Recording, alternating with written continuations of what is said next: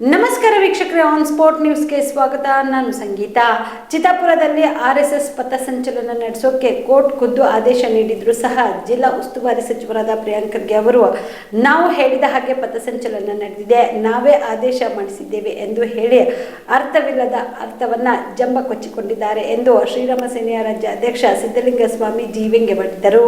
ಕಲಬುರಗಿಯ ಪತ್ರಿಕಾ ಭವನದಲ್ಲಿ ಕರೆದ ಸುದ್ದಿಗೋಷ್ಠಿಯನ್ನು ಉದ್ದೇಶಿಸಿ ಮಾತನಾಡಿದ ಅವರು, ಚಿತ್ತಾಪುರದಲ್ಲಿನ ಆರ್ಎಸ್ಎಸ್ ಪಥಸಂಚಲನಕ್ಕೆ ಆದೇಶ ನೀವು ಕೊಡ್ತೀರೋ ಅಥವಾ ನಾವು ಕೊಡ್ಲಿ ಎಂದು ಕೋರ್ಟ್ ಹೇಳಿದ್ದಕ್ಕೆ ಅತ್ತ ಪಥಸಂಚಲನ ನಡೆಯುತ್ತಿದ್ದು, ಇತ್ತ ರವಿವಾರದಂದು ಜಿಲ್ಲಾಧಿಕಾರಿಗಳ ಕಚೇರಿಯಲ್ಲಿ ತರಾತುರಿಯಲ್ಲಿ ಸುದ್ದಿಗೋಷ್ಠಿ ನಡೆಸಿ ನಾವೇ ಅವರಿಗೆ ಅನುಮತಿ ನೀಡಿದ್ದೇವೆ, ಅವರು ನಾವು ಹೇಳಿದ ರೀತಿಯಲ್ಲೇ ಹೇಳಿದ ಮಾರ್ಗದಲ್ಲಿಯೇ ಪಥಸಂಚಲನ ನಡೆಸುತ್ತಿದ್ದಾರೆ ಎಂಬ ಜಂಬ ಕೊಚ್ಚಿಕೊಂಡು ಆರ್ಎಸ್ಎಸ್ ಸಂಘ ಪಡೆದ ಗುರುದಕ್ಷಿಣೆಯ ಕುರಿತು ಕೈ ಸನ್ನೆ ಮಾಡಿ ಗುರುದಕ್ಷಿಣೆಯ ಕುರಿತು ಅಪಹಾಸ್ಯ ಮಾಡಿದ್ದೀರಲ್ಲ, ಇದು ನಿಮಗೆ ಶೋಭೆ ತರುತ್ತದೆ.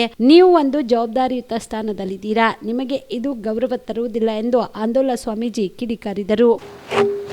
ನಾವು ಕೊಡಲ್ಲ ನೀವು ಬಿಡಲ್ಲ ಅನ್ನುವಂತಹ ಪರಿಸ್ಥಿತಿ, ಹಗ್ಗ ಜಗ್ಗಾಟ ಕರ್ನಾಟಕದ ಉಚ್ಚ ನ್ಯಾಯಾಲಯದ ಮೆಟ್ಟಿಲನ್ನ ಏರಿತ್ತು. ನ್ಯಾಯಾಲಯ ಎರಡೂ ಪಕ್ಷದ ವಾದವನ್ನು ಆಲಿಸಿ ಕಳೆದ 16ನೇ ತಾರೀಕು ಚಿತ್ತಾಪುರ್ನಲ್ಲಿ ಪಥಸಂಚಲನಕ್ಕೆ ಅನುಮತಿ ಕೊಡ್ತು. ಆದರೆ ಪಥಸಂಚಲನ ನಡೆಸಬಾರ್ದು ಅನ್ನುವಂತಹ ಚಾಲೆಂಜ್ ಅನ್ನು ತೊಟ್ಟಂತಹ ಉಸ್ತುವಾರಿ ಮಂತ್ರಿ ಪ್ರಿಯಾಂಕ ಖರ್ಗೆ ಅವರು ಯಾವಾಗ ತಮ್ಮ ಬೇಳೆ ಬೇಯಲಿಲ್ವೋ, ಕೋರ್ಟ್ ಪಥಸಂಚಲನಕ್ಕೆ ಹಸಿರು ನಿಶಾನೆ ನೀಡಿತೋ, ಈ ಮಂತ್ರಿಗಳ ವರಸೆ ಬದಲಾಯಿತು. ಜಟ್ಟಿ ನೆಲಕ್ಕೆ ಬಿದ್ದರೂ ಕೂಡ ಮೀಸೆ ಮಣ್ಣಾಗಿಲ್ಲ ಅನ್ನುವ ರೀತಿಯಲ್ಲಿ ಇವರ ವರ್ತನೆ ಪ್ರಾರಂಭ ಆಯಿತು.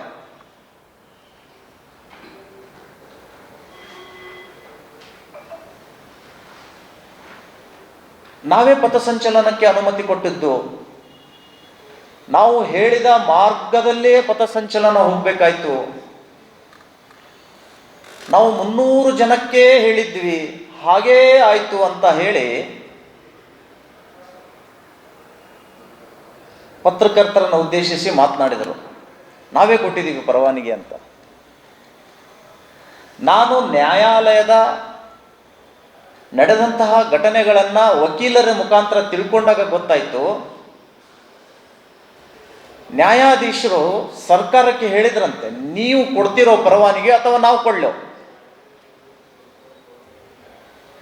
ಆವಾಗ ಅಕಸ್ಮಾತ್ ಕೋರ್ಟ್ ಪರವಾನಗಿ ಕೊಡ್ತು ಅಂದರೆ, ನಾವು ಬೇಡ ಕೊಡಬೇಡಿ ಅಂತ ಹೇಳಿದಾಗಲೂ ಕೂಡ ಕೋರ್ಟ್ ಪರವಾನಗಿ ಕೊಟ್ಟರೆ ನಮಗೆ ಸರ್ಕಾರಕ್ಕೆ ಮುಖಭಂಗ,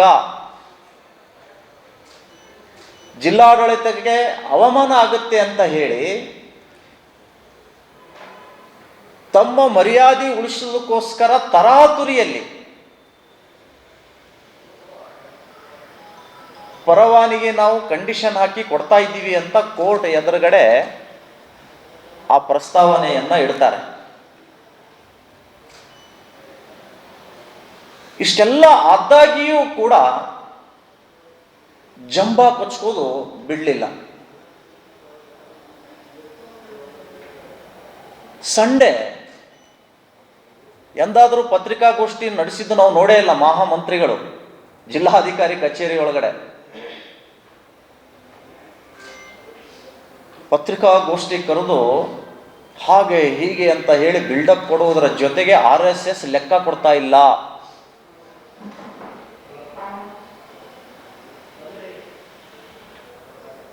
ಅವರ ವಿಡಿಯೋ ನೀವು ನೋಡಿರ್ಬೋದು.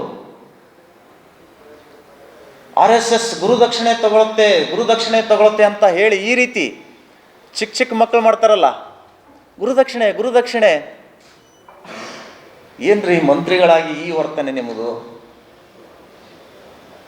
ಈ ರೀತಿ ಅಸಹ್ಯವಾಗಿ ಗುರುದಕ್ಷಿಣ ಬಗ್ಗೆ ಅಪಹಾಸ್ಯ ಮಾಡ್ತಿರಲ್ಲ,